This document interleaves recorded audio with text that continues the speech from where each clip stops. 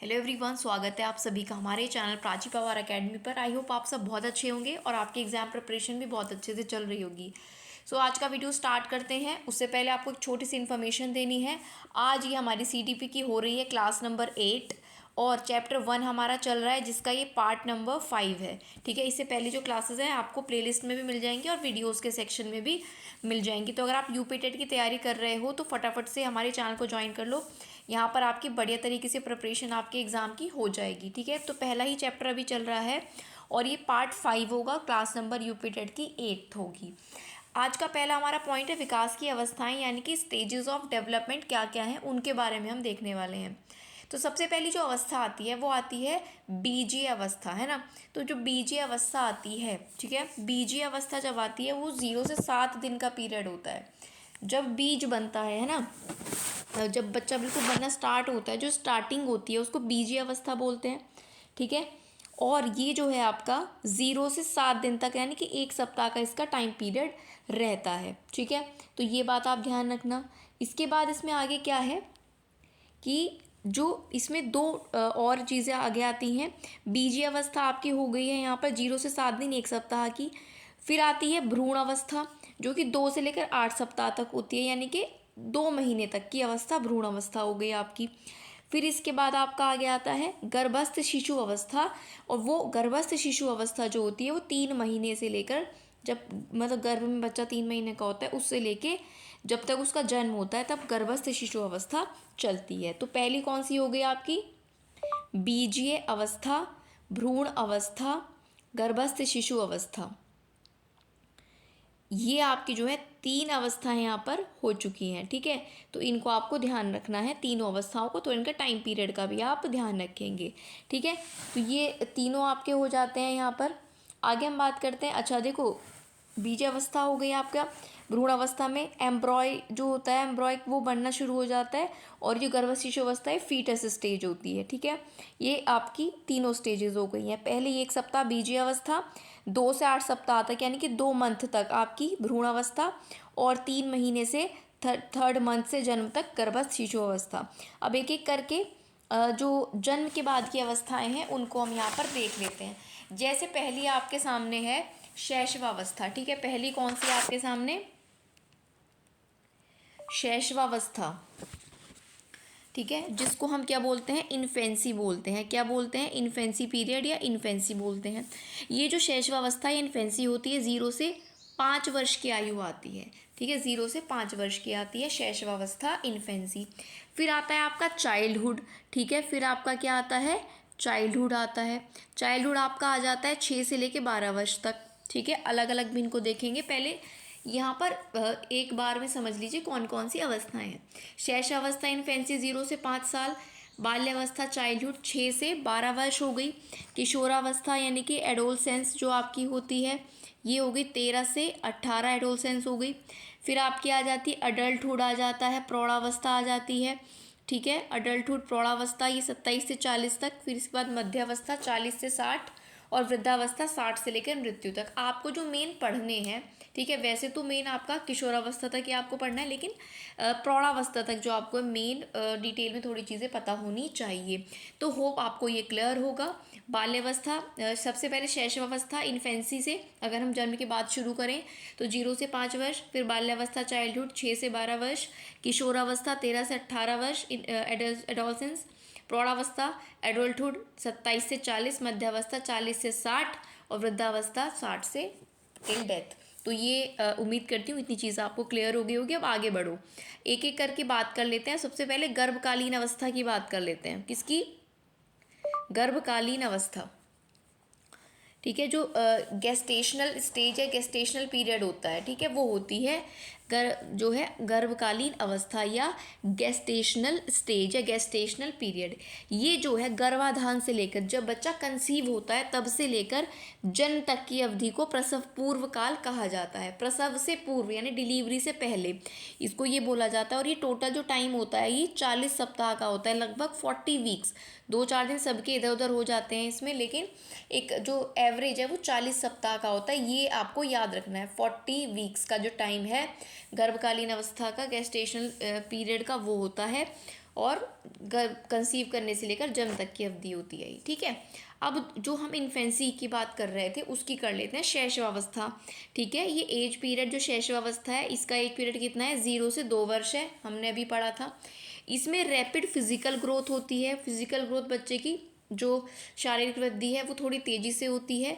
Learning through sense, बच्चा अपनी इंद्रियों से सेंस करना सीख जाता है, मतलब सीखना स्टार्ट कर देता है, आप ये बोल सकते हो। फुली डिपेंडेंट ऑन पेरेंट्स, अगर आप कोई पेरेंट हैं, हो सकता है आप में से कोई पेरेंट भी हो, है ना, और इस जो एग्ज़ाम की आप प्रिपरेशन कर रहे हैं तो आप इस बात को समझ पाएंगे कि बच्चा 0 से 2 साल का बच्चा कम्प्लीटली पेरेंट्स पर डिपेंडेंट होता है। वो उसकी फ़िज़िकल ग्रोथ रैपिडली थोड़ी तेज़ी से होती है, मतलब ये नहीं कि हर रोज़ ही तेज़ी से हो रही है, पर एज़ कम्पेयर टू जब वो आगे जाएगा तो इस एज में इन्फेंसी में फिजिकल ग्रोथ थोड़ी सी तेज़ी से होती है। और लर्निंग थ्रू सेंस, वो अपने सेंसेस के थ्रू, है ना, स्मेल करके, देख के चीज़ों को ऑब्जर्व करके, है ना, ऑब्जर्व करके वो क्या करता है, बच्चा सीखता है। एक बात और याद रखना, सबकी फिजिकल ग्रोथ या सबकी कोई सी भी ग्रोथ, कोई सा भी डेवलपमेंट एक तरह नहीं होता, थोड़ा 19-20 का या थोड़ा ज़्यादा का भी फ़र्क सब हर बच्चे के ग्रोथ और डेवलपमेंट में होता है। तो इन्फेंसी 0 से 2 ईयर्स का हो गया और इसकी जो विशेषताएं हैं वो हमने यहाँ पर देख ली। अब आगे बात करते हैं हम अर्ली चाइल्डहुड यानी कि प्रारंभिक बाल्यावस्था की।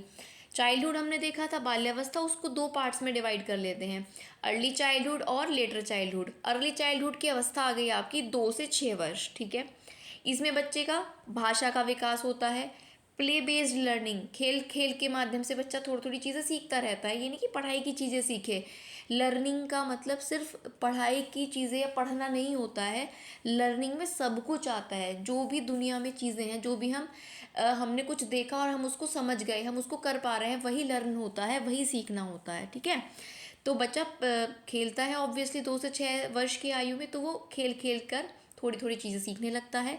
इमेजिनेशन उसकी थोड़ी थोड़ी बढ़ने लगती है कि अगर उसको कोई बात कही गई तो वो उसको इमेजिन कर पाना सीख रहा होता है, ठीक है। तो भाषा का विकास कब से शुरू हो जाता है, आपके प्रारंभिक बाल्यावस्था में बच्चे का लैंग्वेज डेवलपमेंट होता है, प्ले बेस्ड लर्निंग होती है और उसकी जो इमेजिनेशन की क्षमता होती है वो भी बढ़ने लगती है।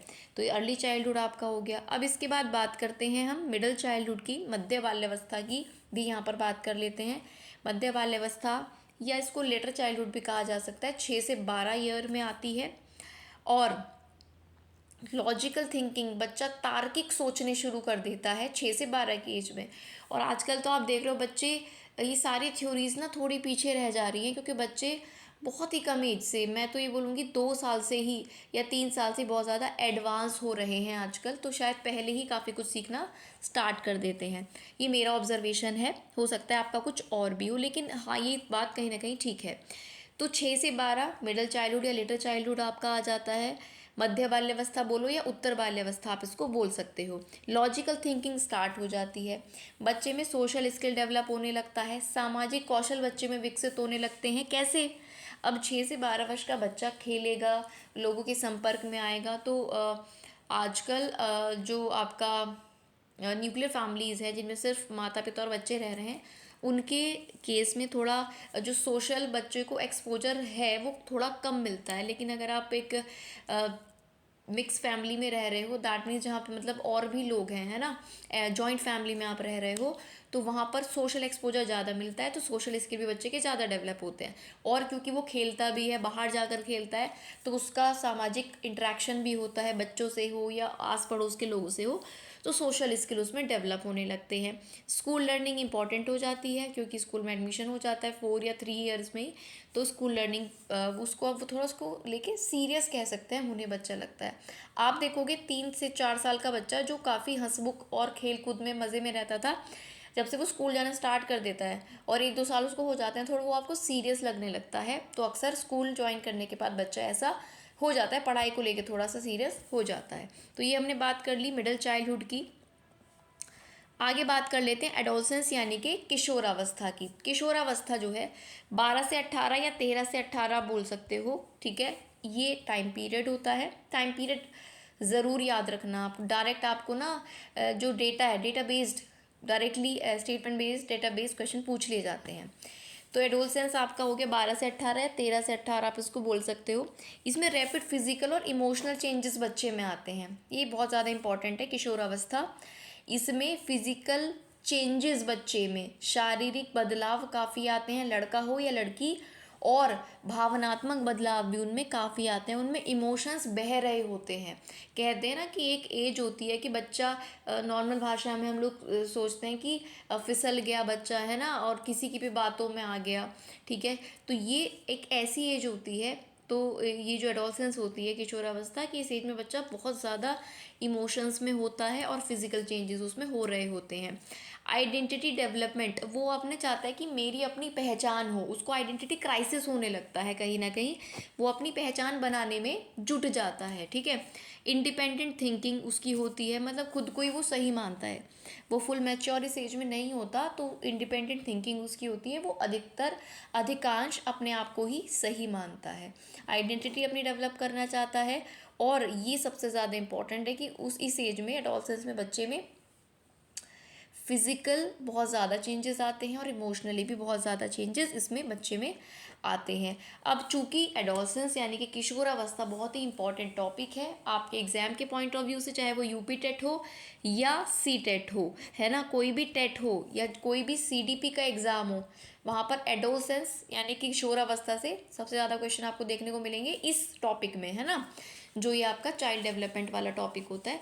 तो इसके मैं सारे इंपॉर्टेंट पॉइंट्स लेकर आई हूँ, और क्या क्या विशेषता हो जाती हैं इस एज में बच्चे में, क्या क्या डेवलप होता है किशोरावस्था में। तो ध्यान से एक एक पॉइंट को सुनना। पहला है increase in height and weight, वज़न में और उसकी लंबाई में वृद्धि होती है बच्चे की। हार्मोन चेंजेस आते हैं बच्चे में, ठीक है। Development of secondary sexual characteristics, मतलब जो और अगली स्टेज वाले सेक्सुअल कैरेक्टरिस्टिक्स हैं वो बच्चे में क्या होने लगते हैं, डेवलप होने लगते हैं। मूड स्विंग्स काफ़ी होते हैं। सेंसिटिव नेचर होता है, एकदम छिड़ जाता है बच्चा, कहते हैं ना कि एकदम कुछ कहा भी नहीं लेकिन वो एकदम उसको गलत वे में ले गया, तो वो सेंसिटिव होता है बच्चा नेचर में। ईजीली एक्साइटेड और अपसेट, एकदम से तो वो एक्साइटेड दिखेगा और दूसरे ही पल आपको वो अपसेट दिखेगा। Search for who I am, यानी कि आइडेंटिटी डेवलप करना चाहता है वो अपनी। सेल्फ अवेयरनेस उसमें थोड़ी बढ़ने लगती है। एब्स्ट्रैक्ट थिंकिंग डेवलप होने लगती है। हाँ, तो जो आपकी एब्स्ट्रैक्ट थिंकिंग है वो एब्स्ट्रैक्ट थिंकिंग जो उसके सामने नहीं है, इमेजिनेशन या किसी चीज़ के बारे में सोच पाना, है ना, मल्टीपल आस्पेक्ट से सोच पाना किसी चीज़ के बारे में, वो डेवलप होने लगता है। लॉजिकल थिंकिंग उसकी इम्प्रूव होती है। विपरीत लिंग के प्रति उसमें आकर्षण होता है, ये भी इसका इंपॉर्टेंट पॉइंट है। एडोलसेंस में बच्चा, क्योंकि उसमें काफ़ी फिजिकल चेंजेस होते हैं, इमोशनल चेंजेस होते हैं, इस कारण वो अपने जो अपोजिट जेंडर है उससे अट्रैक्ट होता है। भावनात्मक जुड़ाव बच्चे में होता है, खास करके विपरीत लिंग से। उच्च आदर्श, वो अपने बहुत ज़्यादा अपने आप को ही सही मानता है ना, तो अपने उसके कुछ क्या होते हैं पर्टिकुलर अपने आदर्श वो रखता है, दुनिया बदलने की इच्छा कि मैं ये कर दूंगा वो कर दूंगा, मुझे ऐसा करना है, क्योंकि इमोशंस बहुत हाई होते हैं। आलोचना का डर उसको होता है कि कोई उसको क्रिटिसाइज ना करे। कॉन्फ्लिक्ट विद पेरेंट्स, कहीं ना कहीं पेरेंट्स से सोच उनकी मैच उस एज में नहीं होती, क्योंकि जो पेरेंट्स कहते हैं वो समझ नहीं पाते, बिकॉज इस एज में इमेच्योरिटी होती है। तो ये सारे पॉइंट्स एडोलसेंस से रिलेटेड हैं, बहुत इंपॉर्टेंट हैं। यू कैन टेक स्क्रीनशॉट, ले लेना, बहुत ज़्यादा इंपॉर्टेंट है, चाहे नोट डाउन कर लेना। आगे बढ़ें, आगे बात कर लेते हैं प्रौढ़ावस्था यानी कि अडल्टहुड की। अडल्टहुड वो अवस्था है जो किशोरावस्था के बाद आती है और 18 वर्ष के बाद लगभग 40 की एज तक ही होती है, जिसमें व्यक्ति शारीरिक रूप से परिपक्व यानी कि मैच्योर, सामाजिक रूप से रिस्पॉन्सिबल, जिम्मेदार और स्वतंत्र यानी कि इंडिपेंडेंट बनता है, ठीक है। पर इसमें जो प्रौढ़ावस्था अडल्टहुड है, बच्चे में समझ, बच्चा कहो या बड़ा कहो, समझदारी आ जाती है व्यक्ति में, वो जिम्मेदार हो जाता है और इंडिपेंडेंट हो जाता है। अडल्टहुड में भी अगर 1840 लेते हैं तो वो प्रारंभिक प्रौढ़ावस्था होती है। मध्य प्रौढ़ावस्था में 40 से 60 और 60 प्लस आपका वृद्धावस्था में आता ही है, ठीक है। तो ये आपको ध्यान में रखना है। आगे हम बात करें तो अडल्टहुड में अगर मैं जब व्यक्ति मैच्योर हो जाता है, रिस्पॉन्सिबल हो जाता है, इंडिपेंडेंट हो जाता है, बॉडी फुल ग्रोथ को पा चुकी होती है, पीक फिजिकल स्ट्रेंथ होती है, ठीक है। पीक फिजिकल स्ट्रेंथ यानी कि जितनी शक्ति होती है ना, हो सकती है बॉडी में, वो होती है उस समय, उसके बाद शरीर गिरने या ढलने लगता है, ये इन्होंने बोला है। बेटर कंट्रोल होता है, इमोशंस कंट्रोल आप कर सकते हो अपने, कब? अडल्टहुड में। मैच्योर डिसीजन मेकिंग आ जाती है कब? अडल्टहुड में। Take responsibility of family and society, क्योंकि मैरिज वगैरह भी हो जाती है, कहीं ना कहीं करियर भी उस एज तक बन जाता है मोस्टली लोगों का, तो वो सब भी हो जाता है। फैमिली की, सोसाइटी की रिस्पॉन्सिबिलिटी करने लगता है, उठाने लगता है, लिवलीहुड अर्न करने लगता है, फाइनेंशियल डिसीजन मेकिंग हो जाती है develop. Marriage, parenting, family responsibility की ये एज होती है adulthood. Focus on job and career growth, ये सारी चीज़ें किस में आती हैं? अडल्टहुड में आती हैं। और आप इस चीज़ को बेहतर कनेक्ट कर पा रहे होंगे बिकॉज आई एम श्योर आप इसी एज ग्रुप में होंगे और इस चीज़ को समझ पा रहे होंगे। आगे बात करते हैं कुछ इंपॉर्टेंट पॉइंट्स की। तो जो डेवलपमेंट होता है वो अलग अलग स्टेजेस में होता है, कि पहले जैसे अभी हमने डिस्कस किया शैशवावस्था, बाल्यावस्था, किशोरावस्था, इसकी क्या होती है, विकास की क्या होती है, स्टेजेस होती हैं। और हर स्टेज का यूनिक कैरेक्टरिस्टिक होता है, हर स्टेज की अलग अलग विशेषताएं होती हैं। और जो स्टेजेस होती हैं वो कंटिन्यूअस और कनेक्टेड होती हैं, ठीक है। लगातार स्टेजेस होती हैं, एक के बाद एक स्टेजेस आती हैं और वो इंटरकनेक्टेड भी हैं। तो ये भी कहीं क्वेश्चन आए, क्या स्टेजेस कनेक्टेड होती हैं आपस में? बिल्कुल कनेक्टेड होती हैं, तो ये आपको यहाँ पर ध्यान रखना है। तो ये था आज का सेशन। आई होप आपको अच्छा लगा होगा। अच्छा लगा है तो लाइक कर देना और चैनल को सब्सक्राइब करके बेल आइकन प्रेस कर लेना, जिससे अगली वीडियो आते ही आपको तुरंत नोटिफिकेशन मिल जाए। और प्लीज़ अगर आप किसी भी यूपी टेट या सी टेट के ग्रुप में हो तो इस वीडियो को ज़्यादा से ज़्यादा लोगों तक पहुंचा देना और इस लिंक को शेयर कर देना। नेक्स्ट वीडियो में मिलेंगे, तब तक के लिए पढ़ते रहिए। और हमारा दूसरा चैनल सिलेक्शन मेट, जिस पर हम और टीचिंग एग्ज़ाम की प्रिपरेशन कराते हैं, उसको भी आप ज्वाइन कर सकते हैं। उसका लिंक भी आपको डिस्क्रिप्शन में या पोस्ट के सेक्शन में मिल जाएगा। तो आज की वीडियो में इतना ही। Thank you for watching the video.